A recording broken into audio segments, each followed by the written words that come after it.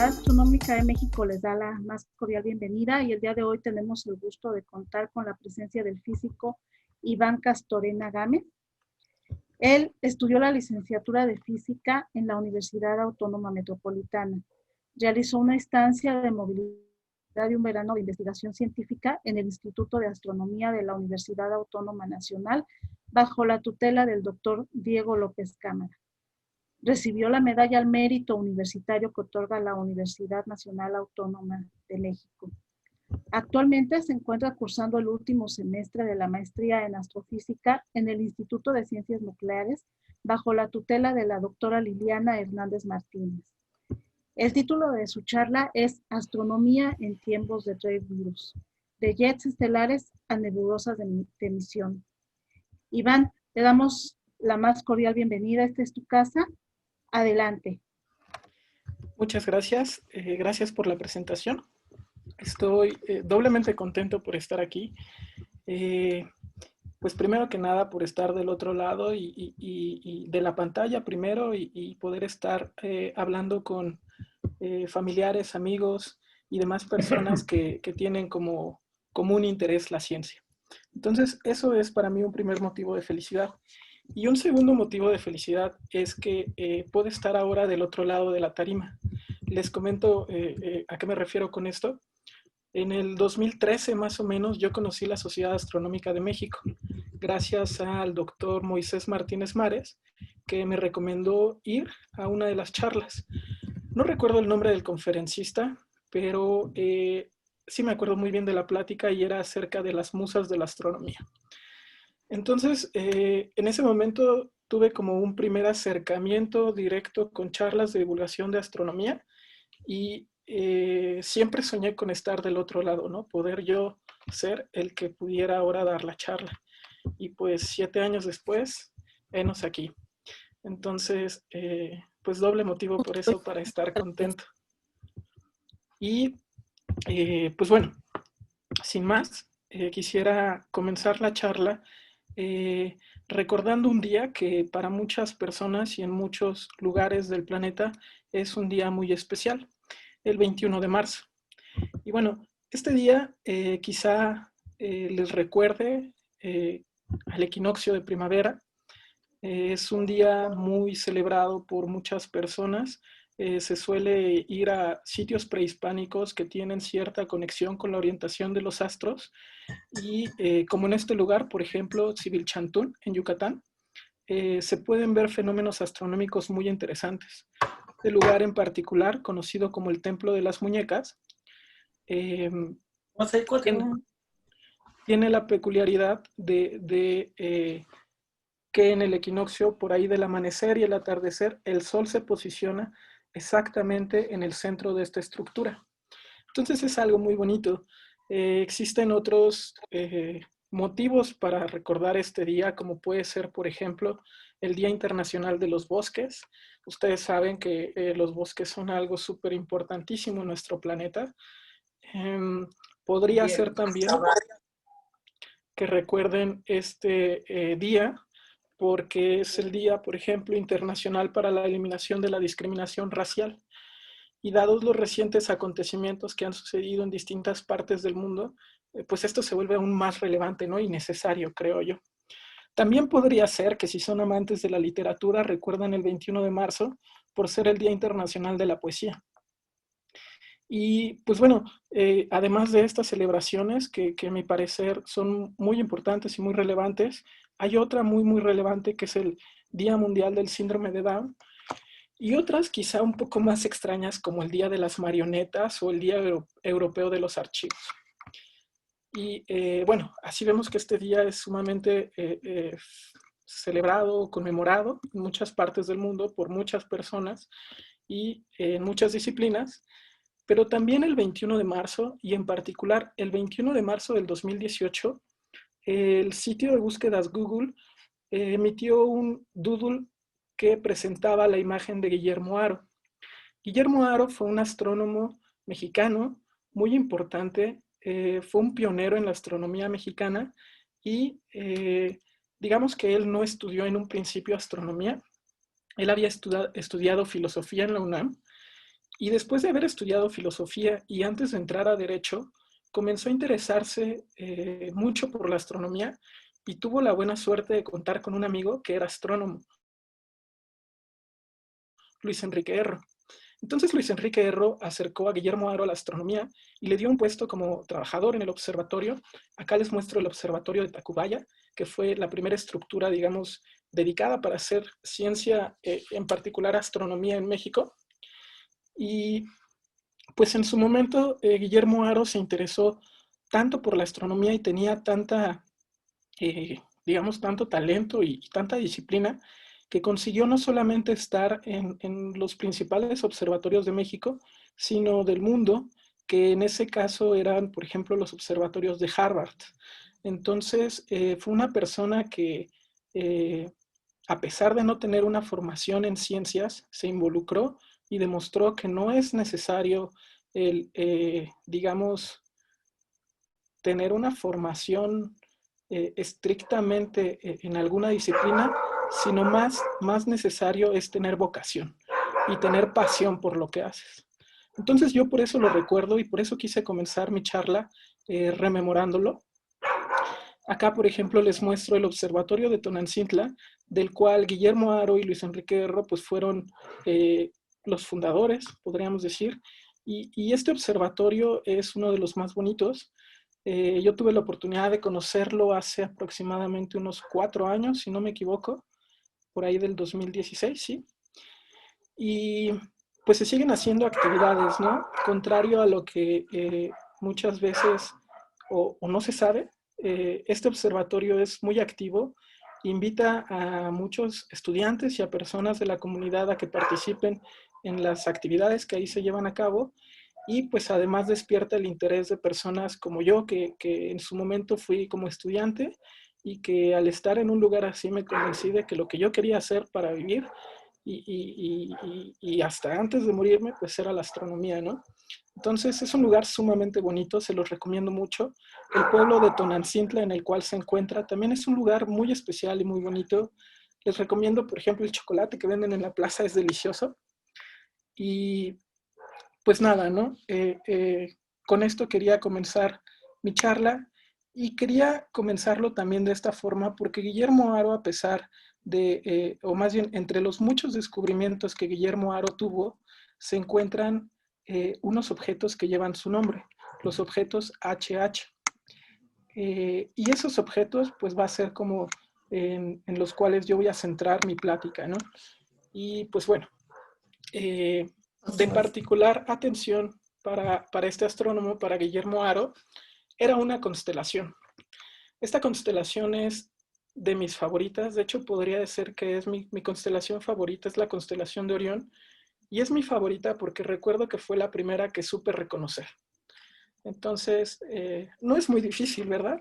Yo la recordaba como los 3 Reyes Magos, como se le suele llamar al cinturón de Orión, que esta es la estructura, las 3 estrellas principales que están al centro de la constelación. Y pues no se llaman los 3 Reyes Magos, tienen otro nombre, se llaman Alnitak, Alnilam y Mintaka, pero para mí era muy representativa porque justamente fue la primera constelación que yo pude reconocer en el cielo y lo que no sabía en ese entonces es que era una constelación sumamente interesante y de peculiar atención para las personas que se dedicaban a hacer astrofísica, sobre todo astrofísica de formación estelar. Entonces, esta constelación recibe su nombre por el hijo de Poseidón, el gigante, y hay muchas mitologías alrededor de ella. Entre las historias que a mí me parecieron más interesantes es que pensaban que Orión, junto con sus compinches, vamos a llamarle, Canis mayor y Canis menor, cazaban a Lepus, que es la liebre. Entonces les represento en esta imagen justamente como Orión y sus perros de caza están persiguiendo a la liebre, que ya está escapando, ¿no? Es muy curioso cómo las estrellas pueden contarnos muchísimas historias. Y pues nada, hasta acá, la constelación de Orión para mí tenía primero una significación personal, pero a medida que fui estudiando astronomía y en particular los procesos de formación estelar, me di cuenta que tiene una importancia aún mayor. Acá les muestro una imagen de la misma constelación en donde dos distintas regiones del espectro electromagnético. Como ustedes saben, el espectro electromagnético es todo lo que conocemos como radiación. Va desde las microondas hasta los rayos gamma y es un espectro sumamente amplio. Dentro de todos estos espectros encontramos el óptico y el infrarrojo. En particular, en el óptico es la región del espectro a la cual nuestros ojos, como especie, los ojos de los Homo sapiens, se adaptaron a ver. Hay otras especies, y acá espero que mis amiguitos biólogos me ayuden, como por ejemplo las serpientes de cascabel, en particular de los géneros Crotalus y Sistraurus, que pareciera que pueden ver con el infrarrojo. Entonces, no sé qué tan cierto sea esto, espero que ustedes puedan ayudarme al respecto. Pero bueno, lo que quiero dejar en claro con esto es que una misma imagen en dos distintos espectros o en dos distintos tipos de radiación puede verse muy diferente. Del lado izquierdo tenemos al óptico y pueden notar en particular las regiones que están debajo del cinturón de la constelación, que son en las que prestaré o haré mayor énfasis, pero pueden notar que no se ve para nada similar a lo que observamos en el infrarrojo. De hecho, en el infrarrojo, esta misma región que está señalada con unos rectángulos blancos, se puede notar que es sumamente caliente. Acá digamos que el infrarrojo podríamos pensarlo como un mapa de la temperatura. Lo que está más hacia el amarillo, hacia el blanco, es lo más caliente. En cambio, las regiones más oscuras pues son las de menor temperatura, las más frías. Y pues justamente se nota la diferencia, ¿no?, entre distintas regiones, y se nota sobre todo lo importante que es esa región que está debajo del cinturón de Orión. Y es muy importante porque en esa región se están formando nuevas estrellas, de ahí que la temperatura sea tan alta. Entonces, la nebulosa de Orión en este caso resulta o viene a ser para algunos astrofísicos un laboratorio. Y acá algo importante que quiero mencionarles es que los astrofísicos somos de los científicos que son, digamos, a la vez más dichosos y más desafortunados. Más desafortunados, ¿por qué? Porque ninguno de nuestros experimentos los podemos llevar a cabo en la Tierra, muy difícilmente. Y en realidad las condiciones físicas de los objetos que nosotros estudiamos no se van a dar nunca aquí. O sea, no se puede tener ni un vacío comparado con el que existe allá arriba, ni condiciones como densidad, temperatura, presiones. Son cantidades que alcanzan valores sumamente altos como para que los podamos tener aquí en los mejores laboratorios, ni en el CERN, ¿no? En el colisionador de partículas se alcanzan estas condiciones. Entonces, en ese sentido somos desafortunados, pero somos dichosos porque nuestros laboratorios están fuera de este planeta. Entonces hace falta que pongamos nuestra atención o que centremos nuestros telescopios en algunas regiones para que podamos abstraer de ahí información que nos va a permitir a nosotros validar nuestras ideas acerca de los fenómenos que se producen fuera de la Tierra. Pues aquí les presento cómo, por ejemplo, la nebulosa de Orión resulta ser un laboratorio para algunos de los astrofísicos, como les decía, y es un lugar sumamente interesante y que ha dejado muchas enseñanzas a las personas que la estudian, sobre todo en cuestión de procesos de formación estelar. Entonces, a continuación, les preparé un video y quiero, como parte de ese video, que es, yo lo pienso así como un viaje que les pido que me acompañen a hacer hacia la nebulosa de Orión. Quiero también comentarles o leerles un fragmento de un texto que es de mis favoritos. Entonces, de antemano les pido disculpas porque voy a reducir tantito la pantalla. Entonces, no se me saquen de onda. Solo quiero que presten atención a lo que ahorita vamos a ver.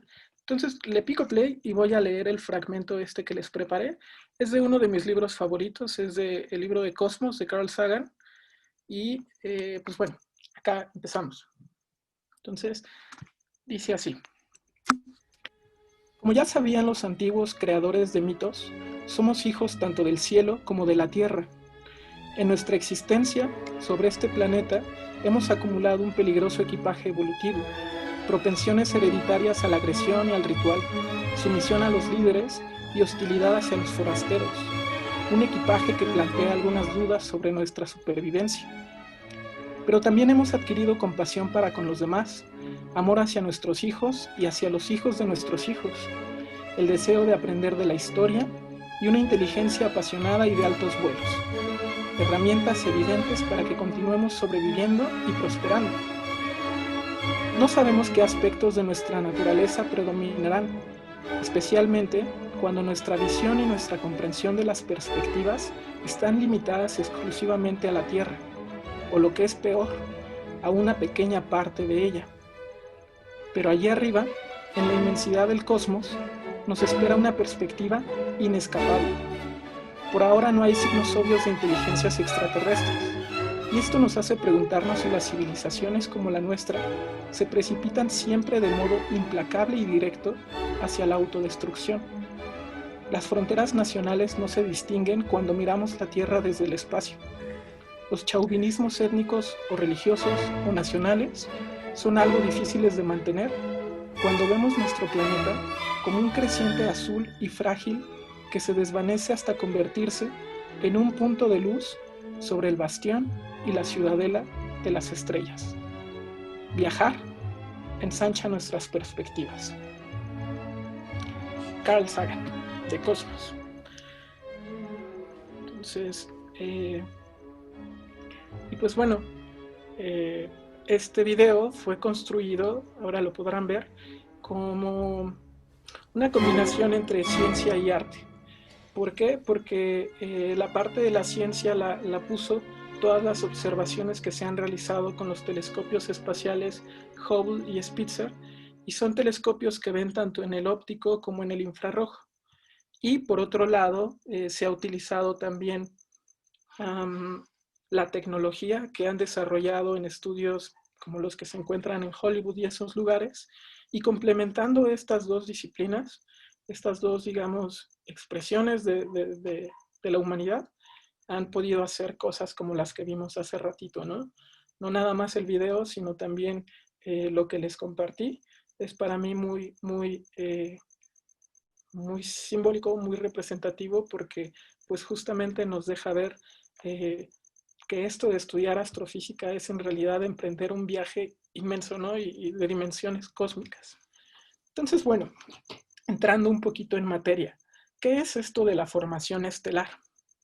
Vale, pues la formación estelar comienza imaginándonos o pensando en una gran nube molecular. Esta gran nube molecular, como la que les muestro en la imagen, está compuesta principalmente de hidrógeno, pero también llega a tener algunos otros elementos o incluso moléculas. Son nubes de gas sumamente grandes y sumamente frías en un principio. Como ustedes saben, la ley de gravitación universal dice que los cuerpos tienden a atraerse directamente proporcional al producto de sus masas e inversamente proporcional al cuadrado de la distancia a la que se encuentren.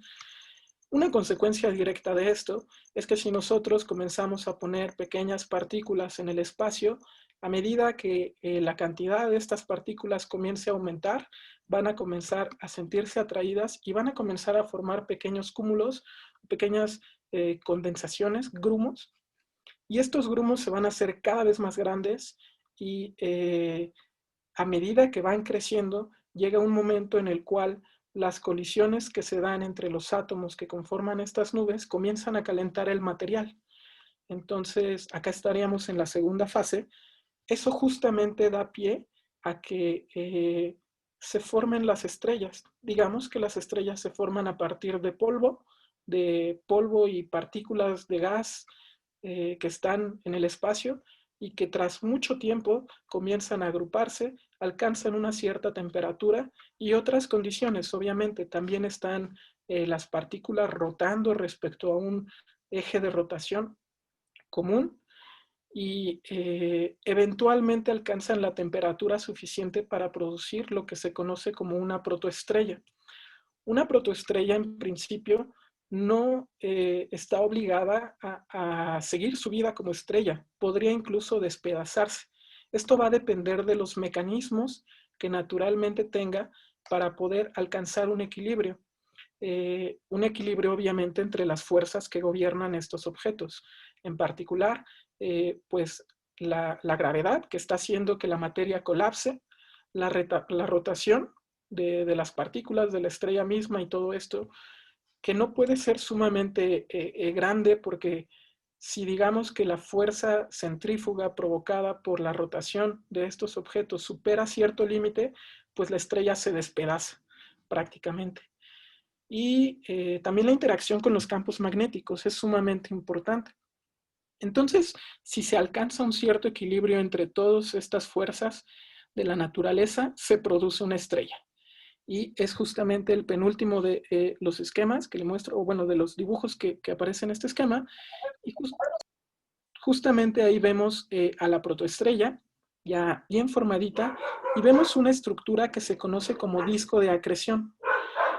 Este disco de acreción lo que va a hacer es emitir materia o brindarle materias a la estrella cuando sea necesario, y es sumamente importante porque de sus restos se van a formar posteriormente los planetas.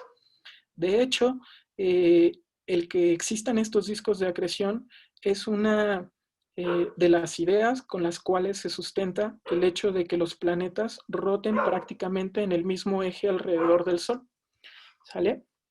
Entonces, la última etapa es justamente una estrella ya bien formada que tiene sus planetas, puede o no tenerlos, depende, pero rotan en torno a este objeto.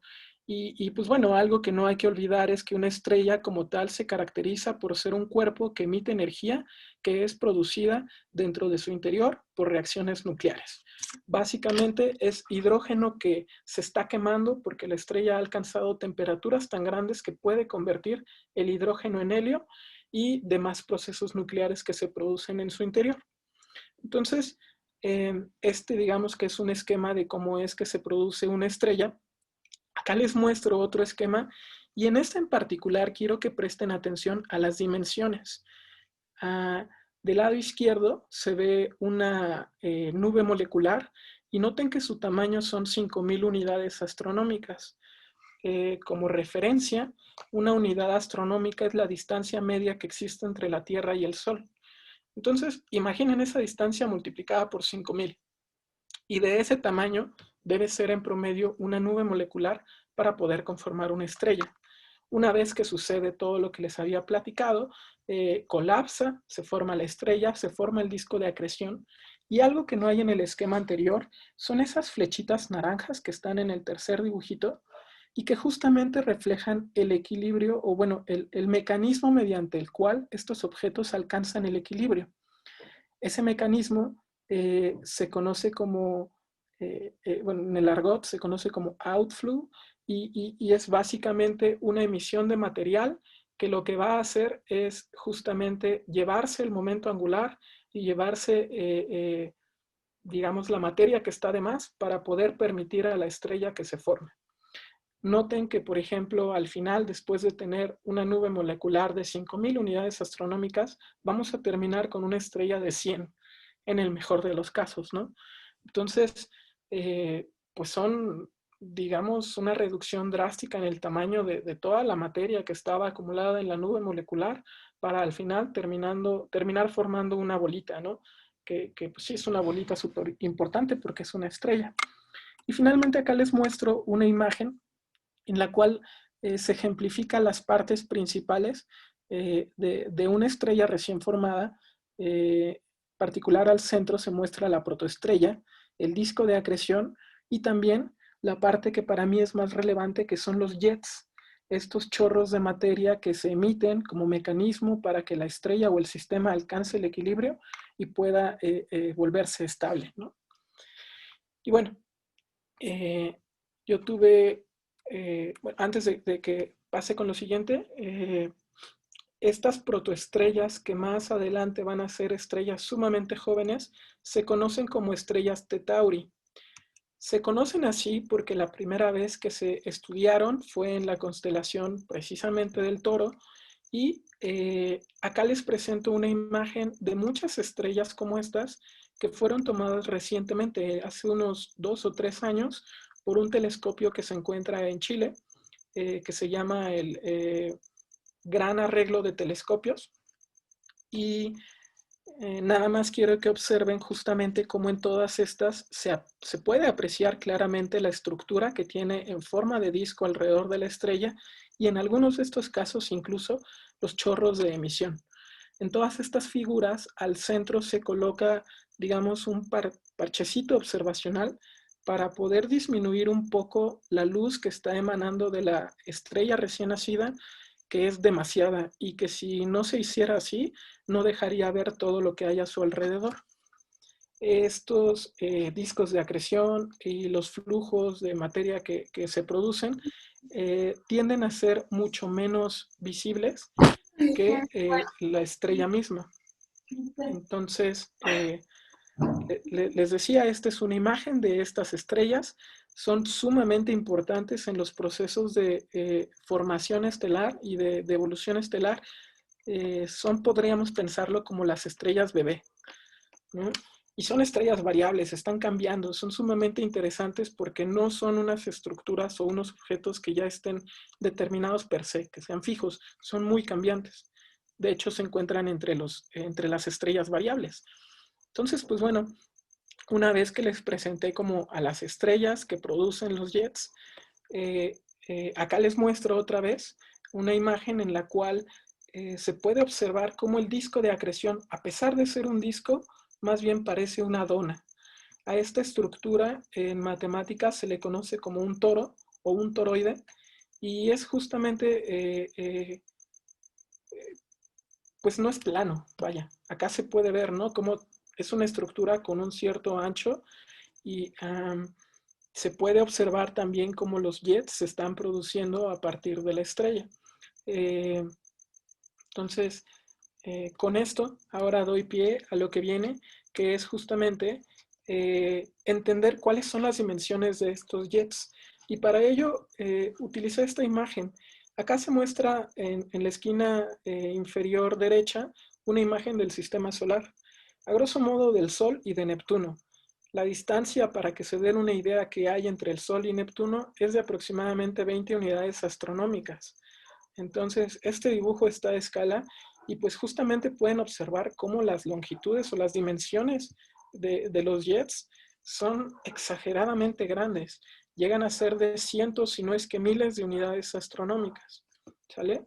Entonces, son eventos sumamente importantes, son interesantes en particular para mí. Y estos jets, algo que tienen muy, digamos, característico, es que cuando interaccionan con el medio interestelar que está alrededor de las estrellas, producen unas estructuras que se conocen como objetos HH. Acá les muestro algunos.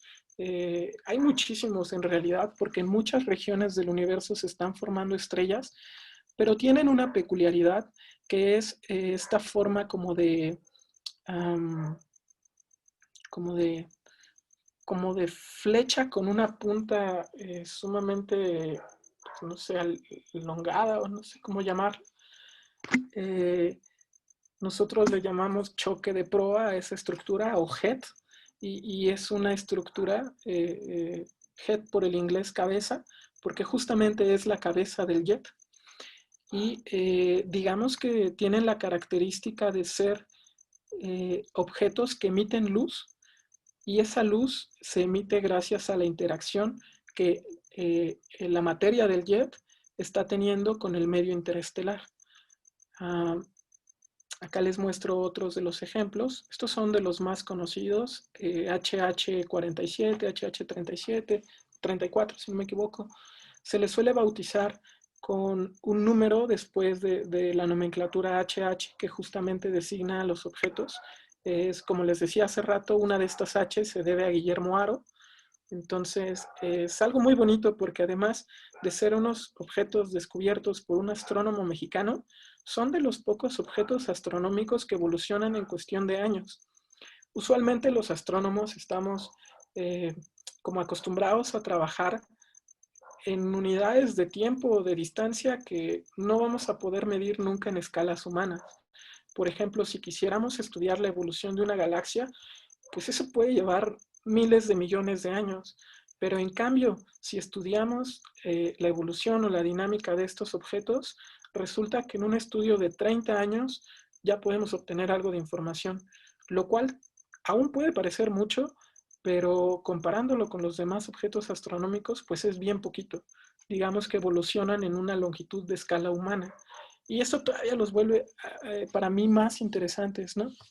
Quiero que noten cómo se forman estas estructuras superluminosas y, y también son visibles los jets. Algo que acá se ejemplifica es que se forman ciertos nudos, se les llama así a estas especies de franjitas que se forman en el jet.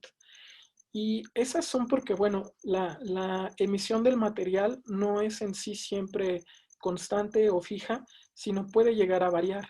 Entonces, digamos que el material que fue emitido primeramente, pues va a ir interaccionando con el medio.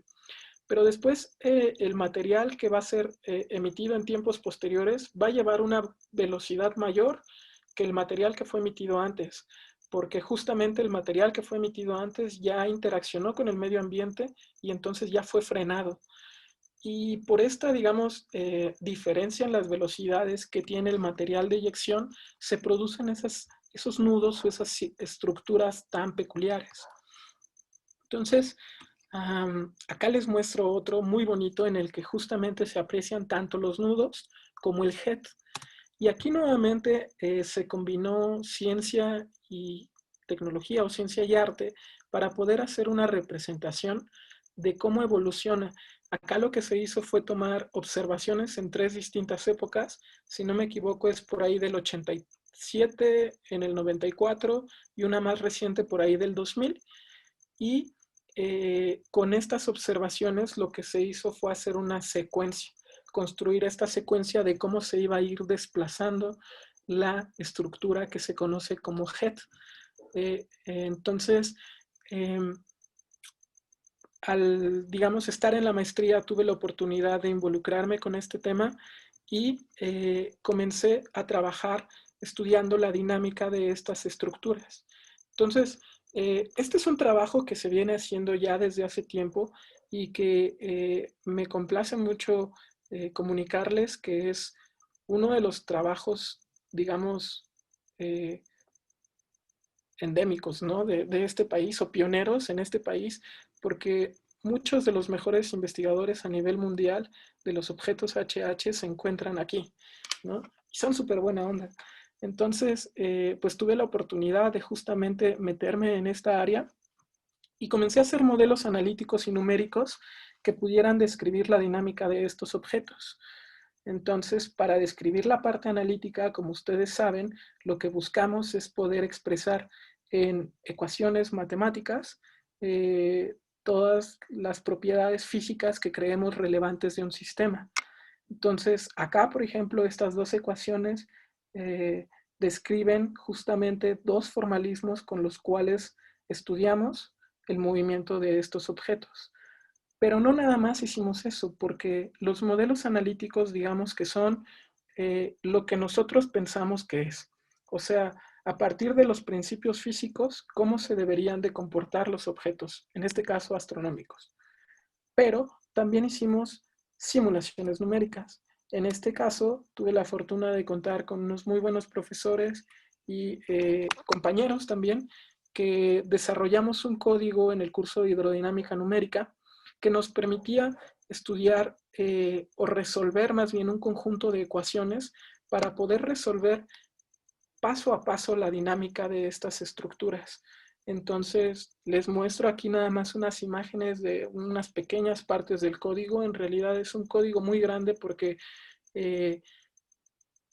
digamos que contiene varias, le pusimos como varios plus, varios extras al código que ya de por sí existía.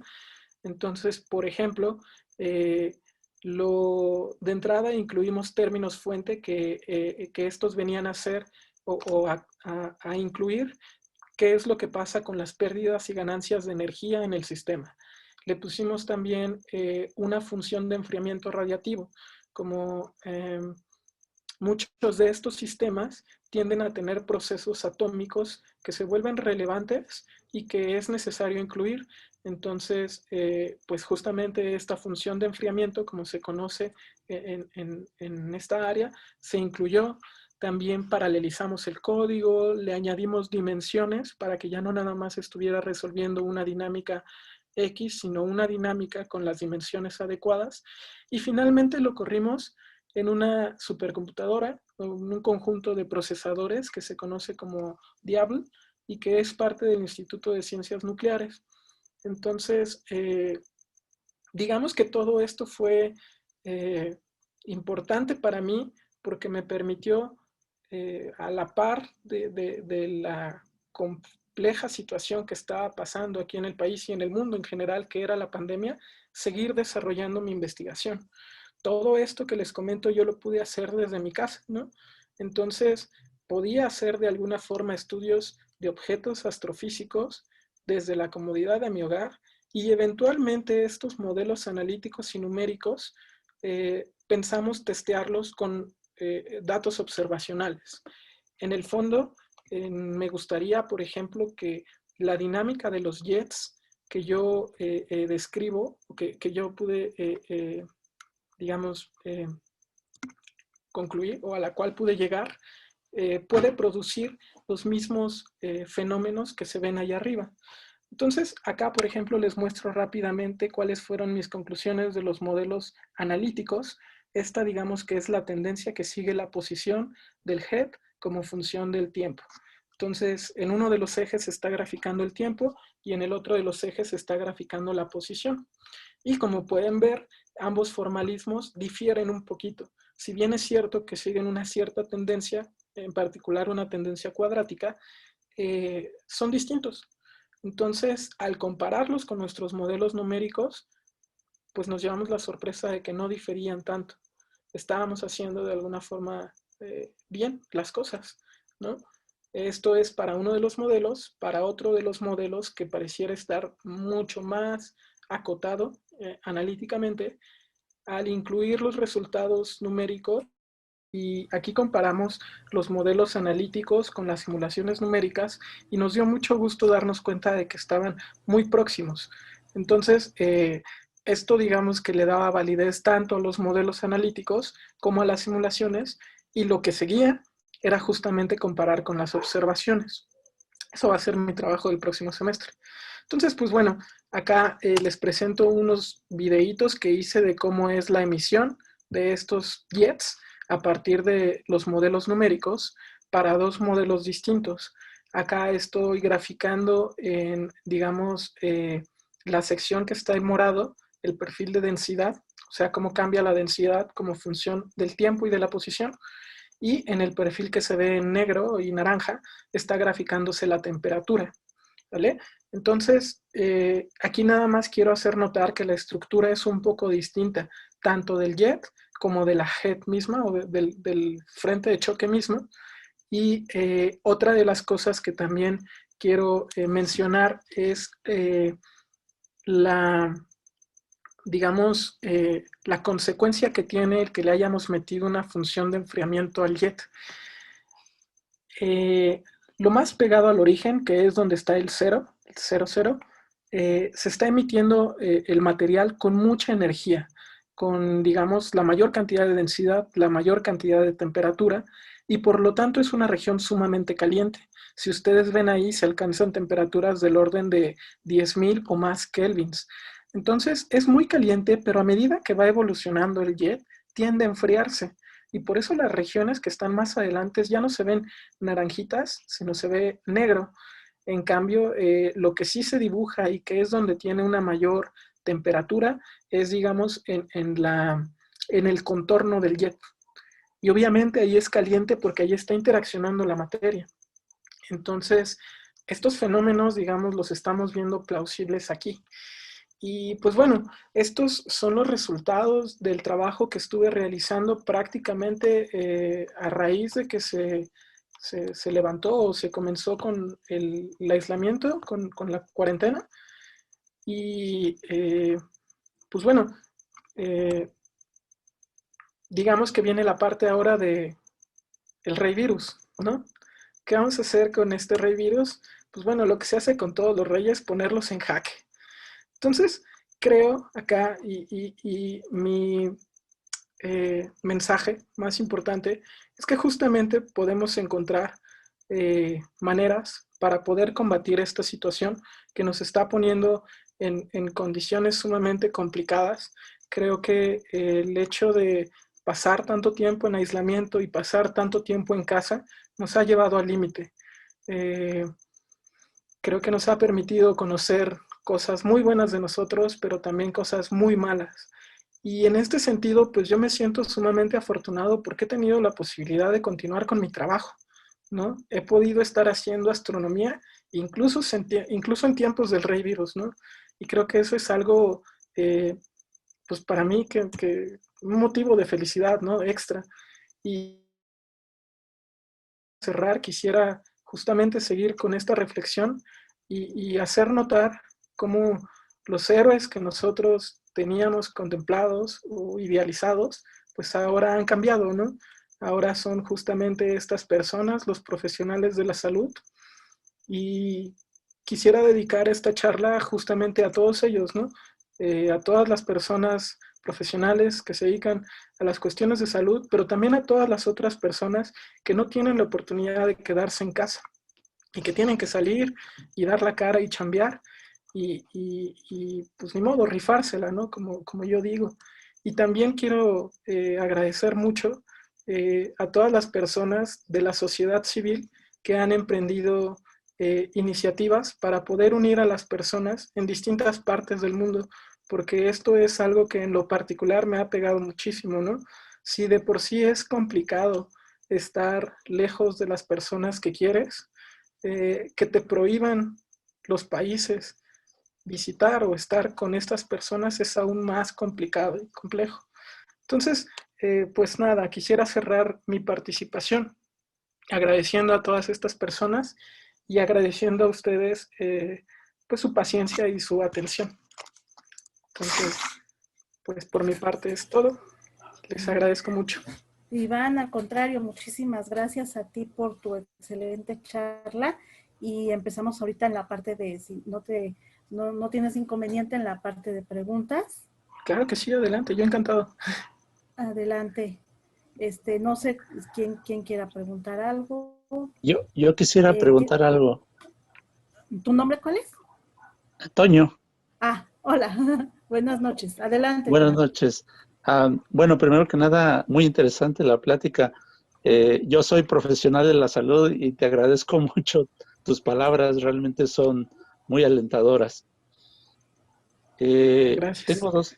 Tengo dos preguntas. La primera es, eh, ¿cuántos objetos Herbig Haro se han catalogado? ¿Y cuál, cuál es el destino final de un objeto Herbig Haro? Vale. Gracias por tus preguntas muy interesantes. Pues mira, esta, el cuánto se han catalogado es una pregunta que todavía no tiene fin. Por ejemplo, yo estaba estudiando hace poco el objeto 228. Entonces acá yo les mostré los primeritos, que eran como el 40 y tantos, el 30 y tantos, pero sin temor podría decir que hay cientos de ellos y que a medida que pongamos más atención en regiones de formación estelar vamos a ir descubriendo más y más. Entonces ahorita estamos por el orden de unos cuantos cientos. ¿Cuál es el destino final de estos objetos? El desvanecimiento. A la larga, después de, digamos, emitir esa luz y a medida que evolucionen, van a tender a oscurecerse y eventualmente desaparecer. Y es algo, creo, pues, que podría tenderse una analogía, pues, justamente con la vida humana, ¿no? Porque por lo mismo de que viven en tiempos o en escalas de tiempos humanos, también así son de fugaces. En unos cuantos años, si quieres en 100 años, dejan de verse. Entonces, pues eso, eventualmente tienden a desaparecer. Duran muy poco. Muchas gracias, Jorge Iván. No hay de qué, gracias a ti. Rafa, adelante. Esos objetos son, obviamente, como estabas diciendo, son para en la formación del sistema solar, ¿verdad? Cuando esos jets son en el momento en que se están prendiendo las estrellas, y si se están prendiendo las estrellas, es como lo que le pasó al Sol, es algo similar a lo que aventó hacia el exterior y quedó como la nube de Oort o el anillo de, bueno, la burbuja de cometas. No podría asegurarte que sea tal cual lo que originó la nube de Oort, pero sí podría asegurarte que nuestro Sol muy seguramente pasó por una etapa así. De hecho, estos objetos, estos jets, se observan principalmente en estrellas de baja masa o masa intermedia, es decir, estrellas que tienen entre 0.1 y hasta 2 o 3 masas solares. Entonces sí, muy posiblemente el sistema solar cuando se formó, o nuestro Sol cuando se formó, produjo estos jets, y pues ya de ahí la materia que emitió o que fue despedida por la interacción de estos jets con el medio ambiente, no sé si se encuentre pues como por la nube de Oort o incluso más lejos. Hay que tener en cuenta, sin embargo, que la materia a la que me refiero es polvo, pero polvo es polvo y gas, solo que el polvo tiene dimensiones de micras o menores y el gas pues es prácticamente hidrógeno y helio. Hay algunas moléculas, pero en realidad tendría que pasar muchísimo tiempo para que ese subproducto de este fenómeno genere estructuras más grandes como piedritas, meteoritos o cosas así. Entonces, en principio, lo que sí pasaría es que enriquecería el medio interestelar. Y enriquecer el medio interestelar es de alguna forma contribuir al reciclaje cósmico. El reciclaje cósmico es ese fenómeno mediante el cual los átomos que se formaron en el principio del universo, en el Big Bang, han seguido proceso tras proceso tras proceso reciclándose, y digamos que lo que existía en un principio sigue existiendo ahora y muy posiblemente va a existir pues en el fin de los tiempos o del universo en distinta forma, ¿sale? A lo mejor mucho de ese material que se emitió o una pequeña parte nos constituye ahora mismo, porque pues nosotros somos, como dice Sagan, polvo de Polvo de estrellas. estrellas, sí. Gracias, muchas gracias. Sí, no hay de qué. Mi nombre es Rafael González. Mucho gusto, Rafael. Hola, buenas noches. ¿Qué tal? Buenas noches. Mi nombre es Daniel. Quería preguntarte un poco acerca del polvo estelar. Hace un tiempo había una noticia de que la estrella Betelgeuse iba a explotar, pero recientemente dijeron que era por el polvo que estaba obstruyendo la luz de Betelgeuse. Bueno, mi pregunta es, ¿cómo identifican el polvo? Bueno, es el polvo que Interestelar. la luz, ¿no? Perfecto, muy interesante pregunta. Los astrofísicos nos valemos de una herramienta que se llama la espectroscopía. Entonces, la espectroscopía es básicamente agarrar la luz que nosotros recibimos y descomponerla. Cuando la descomponemos, generalmente se hace pasar la luz a través de un prisma y entonces se descompone en todas sus longitudes de onda. Puede ser un prisma, puede ser otro material. Pero la idea es que lo que nosotros abstraemos es información a nivel atómico, que más adelante comparamos con espectros de los átomos que sí tenemos aquí en la Tierra y que nos permiten decir, por ejemplo, si no sé, en tal región del espacio hay moléculas de óxido de silicio, o hay moléculas de óxido de azufre, o hay, no sé, una presencia muy fuerte de hidrógeno o de helio. Justamente este mecanismo es lo que en su momento nos hizo pensar que en el Sol existía un nuevo elemento que se llamaba, bueno, más que un nuevo elemento, un elemento que ya conocíamos aquí en la Tierra, pero que no habíamos visto de esa forma, que era el helio. Entonces, digamos que hay una conexión directa entre lo que observamos en los astros y lo que podemos observar aquí en la Tierra. Y el vínculo o el puente nos los da justamente la espectroscopía. Entonces, digamos, para responder en concreto la pregunta, lo que hacemos es descomponer la luz que viene de estos objetos y analizarla, compararla con espectros que tenemos aquí en la Tierra y poder decir qué hay allá arriba. Ahora, también es importante saber o tener en cuenta que muchas de estas partículas no emiten luz. Si el polvo, digamos que el polvo es polvo y no emite luz, la que emite luz son las estrellas. Entonces, lo que nosotros de alguna forma captamos es o la emisión, bueno, más bien en este caso la absorción de la luz, no tanto la emisión. ¿Sale? Y también es, digamos, vale la pena mencionar que no en todas las longitudes de onda se alcanzan a captar los compuestos o las estructuras. El polvo es mejormente observado en infrarrojo, porque al ser estructuras más grandes, necesitan longitudes de onda también más grandes para estudiarse. Entonces, volviendo un poco justo a la diapositiva esta de la imagen de Orión, tanto en el óptico como en el infrarrojo, podemos ver que en el infrarrojo se ven muchas estructuras que en el óptico no. Y es justamente por eso, porque estamos viendo la interacción que la luz de los alrededores está teniendo con el material, o sea, con el polvo, y pues estamos viendo eso en consecuencia. ¿Vale? Genial, muchas gracias. Sí, a ti Daniel.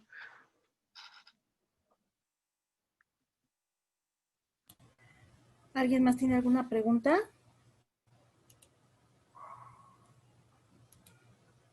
Parece que no. Parece que no. Parece que no. Iván, pues ahora sí que no nos queda más que agradecerte mucho tu excelente charla. Muy, muy interesante, muy amena. Y Gracias. ay, permíteme tantito. Y bueno, ¿puedo hacer sí, una sí, pregunta? alguien. Ajá. Soy Daniel nuevamente. Estaba Sí. leyendo un poco de la línea prohibida. No sé si su trabajo tiene que ver con eso. Está bien interesante porque se le llama prohibida porque en condiciones de la Tierra, en condiciones normales, no se generaría. Y es una línea que se debe a la transición del spin de la molécula, bueno, del átomo de hidrógeno, más bien. Entonces, ustedes saben, los átomos están caracterizados por ciertos, les llamamos nosotros números cuánticos, y pues lo que hacemos es determinar como sus propiedades más básicas, y entre esas propiedades se encuentra el spin o giro.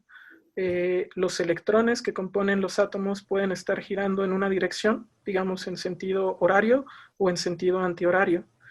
Y cuánticamente se puede producir una transición debida al intercambio de ese giro. Puede que pase de estar girando en sentido, digamos, horario, cambia al sentido antihorario, y al tener este cambio en el giro se produce esa transición que se conoce como la línea prohibida del hidrógeno. Y pues es justamente prohibida porque aquí en la Tierra no existen las condiciones para que se dé. Es un poco, o sea, en general no es prohibida, más bien es poco probable. No, no me dijo, no me mandó nada. Sí. Y pues bueno, también nada más quería comentar, Daniel, sobre esto que comentaste de Betelgeuse, que es la estrella esta. Ay, perdón, ¿pueden apagar su micrófono, lo que significaba asintomático, ¿sí? ¿Sí? ¿Te acuerdas? Sí, no sé quién lo dejó prendido, voy a apagar todo. Ni idea. Creo que listo. Vale, entonces, sobre la estrella esta Betelgeuse, es justamente una de las estrellas que se encuentran aquí en la constelación del Cazador. Es esta estrella rojita que se ve aquí en la parte superior izquierda. Y esa estrella es una supergigante roja. Digamos que entre las etapas evolutivas de la vida de las estrellas, una de las etapas más importantes es la de supergigante. En esta etapa, la estrella ya no produce hidrógeno en su núcleo, entonces digamos que ha comenzado a expandirse, crece muchísimo en tamaño y las capas superficiales tienden a verse mucho más rojas. Entonces, es como, digamos, la etapa adulta o podría ya ser incluso la vejez de las estrellas. Y es curioso porque sí, esta estrella se encuentra en una etapa de supergigante roja y podría explotar, dadas sus condiciones de masa, o sea, al ser tan masiva, podría explotar como una supernova. Pero eso podría suceder mañana o en 1 millón de años. Entonces, eso, o sea, puede que sea un poco... creo que ni siquiera estaban viendo, perdón, ni siquiera estaban viendo a lo que me refería. Les estaba mostrando esta diapositiva. Entonces, les decía que la estrella Betelgeuse es justamente la que está en la parte superior izquierda, que es una estrella roja, y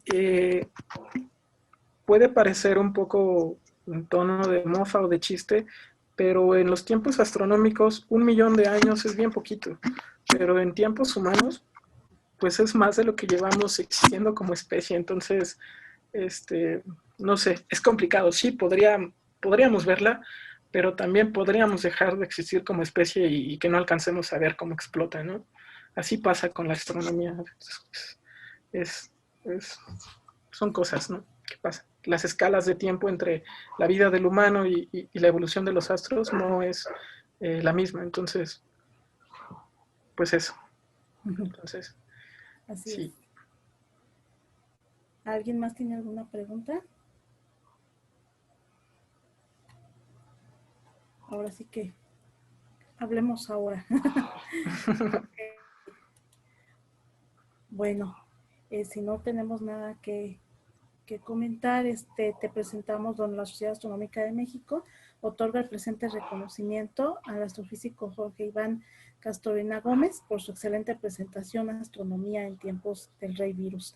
Iván, Muchas gracias. te agradecemos muchísimo tu participación y tu conferencia y pues te damos un aplauso. Gracias.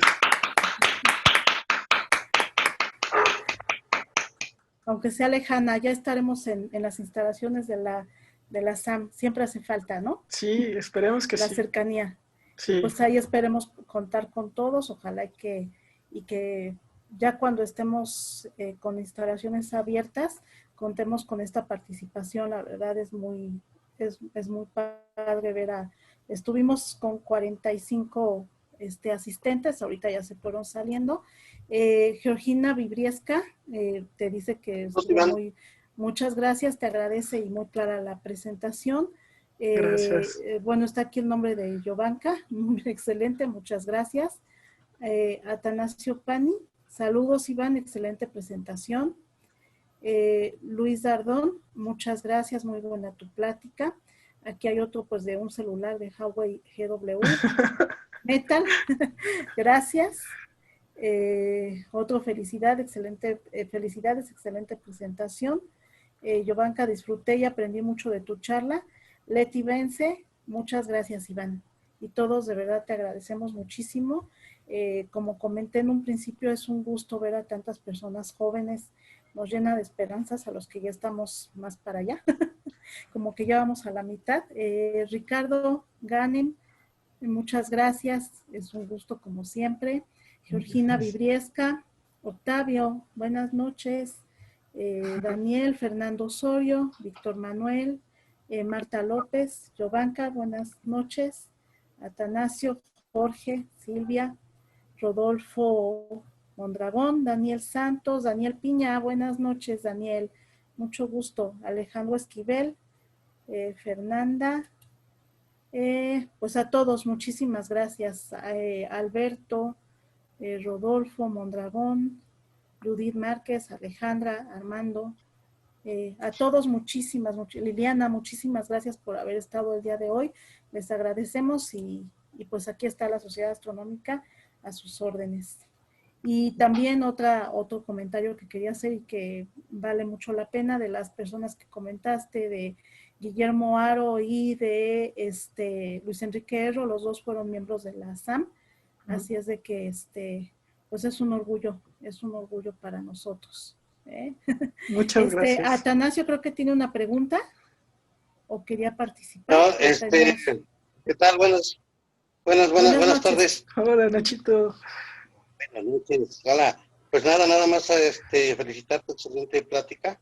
Un abrazo, se ve que has estado aprovechando todos estos días y pues un abrazo a todos los participantes. Cuídense mucho y gracias por la invitación. Adelante, Iván. Gracias, Nachito. Un abrazo. Gracias, un gusto verte. Germán también. Igual.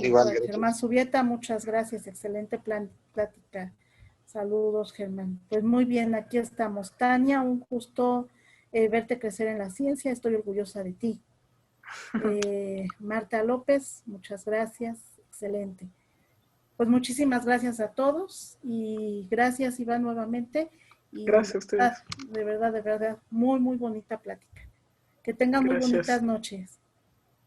Hasta luego. Hasta gracias. Luego. Buenas noches. Buenas noches, Ricardo. Buenas noches a todos. Buenas noches y felicidades. Gracias. Rafa, Leti. Gracias. Buenas noches. Iván. Gracias. Excelente noche a todos. Cuídense Gracias mucho, por el favor, reconocimiento a los médicos del sector salud. Gracias a ustedes, de verdad. Gracias. Digo, si no, esto creo que es un esfuerzo colectivo y si ustedes no estuvieran pues rifándose allá afuera, personas como yo no tendríamos oportunidad de hacer lo que nos gusta también. Entonces, gracias a ustedes, de verdad. Gracias.